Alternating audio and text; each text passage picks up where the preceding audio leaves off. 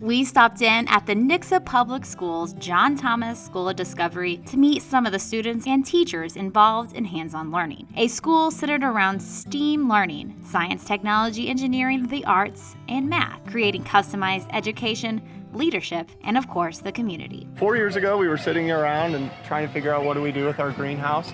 And we started looking at our science standards and we realized that all of 6th grade science and a ton of math, reading, and writing could all be taught if we just started teaching kids how to garden. We started thinking through, like, what do kids need to know? They need to learn where food's coming from. They need to learn community service skills. They need to really build on their character. And so those are the main points we try to hit within our building.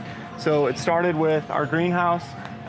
Very quickly we realized soil was expensive and we started composting, and then we immediately pulled in our 4th graders because that hit their standards really well. And so then it expanded to raised beds and then an in-ground plot, which is a totally different gardening situation for them. We branched out and let other grade levels come in, and they've been growing flowers and things for us, both to sell at the farmers market and to attract pollinators for the plants that need pollination, which is a huge 2nd grade standard in our building. That naturally continued as well. We started donating food over the summer to Least of These. We wrote a grant and built a farmers market stand and started selling our plants and produce to make money to sustain our program. You talk about K through 6th grade, wide range of impressionable minds. They're eager and want to absorb all that knowledge. What are each grade level learning about food and agriculture? So within the building, what we try to do is when it naturally arises, that's when we try to pull them in. And so I think chickens is like our crowning achievement because every grade level is involved at some level. Kindergartners, you know, they're going to be sorting and grading the eggs for us and putting them in cartons, and so learning how to handle things and take responsibility as well Gently. as learning how to differentiate between different attributes, which is a huge science and math standard.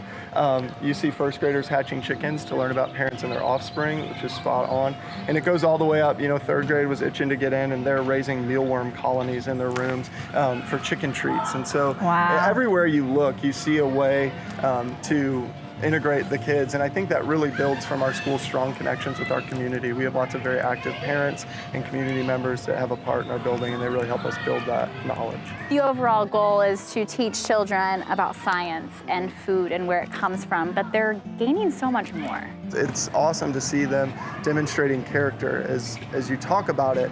You know, you can talk and talk and talk, but until they have an opportunity to implement it, nothing's going to happen. And so I feel like you see that as you walk through our building, and our kids communicate with you, and our kids demonstrate that with all of their projects. Now let's see learning in action and meet some of the students at JTSD. We have actually started a family garden last year because I was so fascinated by the 6th graders last year that they did all these, and I talked to my mom just like, I really want a garden bed at home. And so we actually got 2 raised beds. What are you growing at them? We're seeing if corn grows. We're growing some corn. We're actually growing some peanuts. I didn't realize they grew on plants.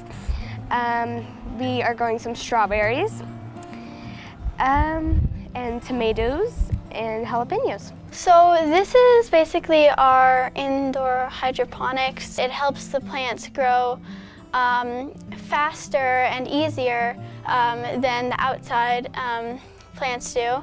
We planted these tomatoes and the outdoor tomatoes at the same time, and the outdoors are about like this tall right now, and these are, as you can see, pretty big. So. Yeah, they're already budding, so we're gonna have some tomatoes growing here pretty soon. We had to research like what was like the best structure for chickens and the best material. And we gave that to the 5th and 6th graders, and they started to build this. What you've enjoyed the most throughout this process of hands-on learning? Enjoyed the most about this project is actually getting to research, because it's learning something new through every day, and getting to have something like this is a great opportunity. So what have you learned, or what's the importance of this hands-on learning? Reading, writing, math, and all that stuff, because we have to learn how, we have to read about them first off. We also had to create a grant to get them. We also had to figure out how much the food and water they need and all the prices for everything. And of course there's science to it. A school with no textbooks has opened the doors to learning. Some students are trying vegetables and actually liking them. Others who struggle with academics are fixing tillers, and even others are taking suggestions straight to City Council. This school in the urban Ozarks is teaching hands-on agricultural learning and is serving as an example for others.